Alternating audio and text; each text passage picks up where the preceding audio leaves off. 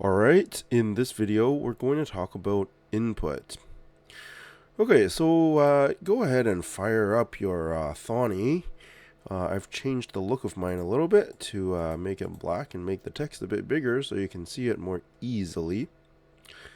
And as you'll recall, okay, before we start, let's make sure that we're saving things. So we are currently working on Groundwork 1B input, and so we're going to go save as, and we're in my OneDrive here, in my Programming 11 folder. I am in App 1, and I'm going to save this Python file as Groundwork 1B, and save. Okay, so I have that saved for future reference. You can go ahead and do that, and then you can kind of follow along as I'm doing this.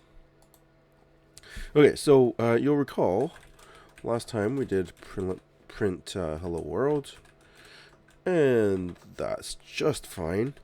If I printed something else on line 2,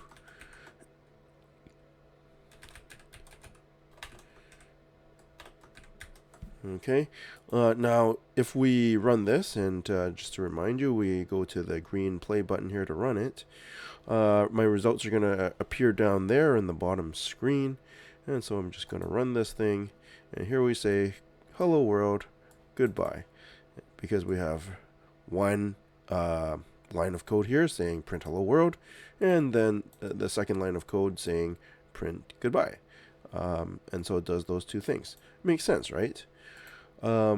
Now we're going to introduce a new thing called input, and so I'm just going to type here input, and this time I've put the input in line 2 in between the hello world and the goodbye, and let's see what happens. I'm going to run it again, and you can see that it's printed hello world, but it hasn't printed goodbye.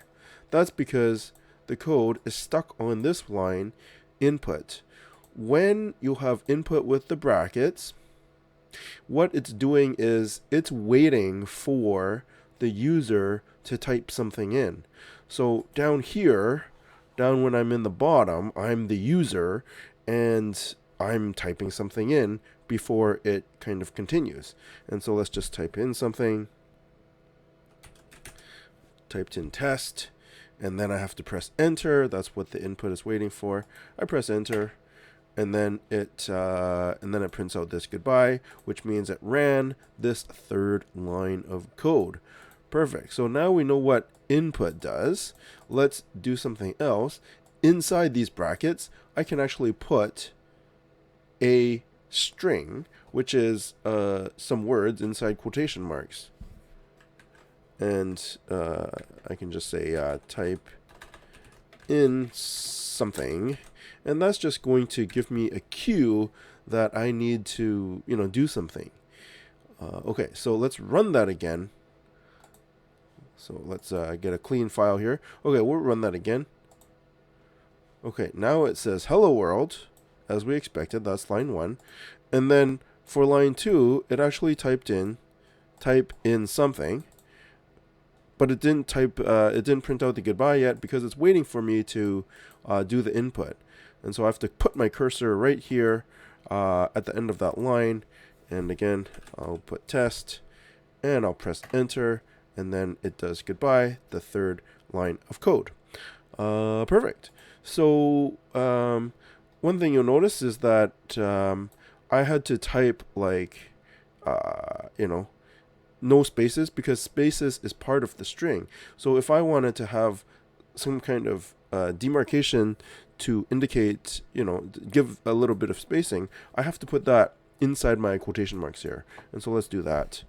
We'll just do colon like that, and let's run that again. And this time, there we go. It looks a little more clean. Type in something, and there we go. Goodbye. One last thing. In Groundwork 1A, I introduced the idea of variables. And so what we're going to do is we're going to do those variables. And so you'll recall I had a statement that was something like box 1 equals 7 or something like that. That's totally fine. So by typing this line of code in, it means that I've made that box a variable called box1, and I've put the number 7 into that box. Okay, that's fine.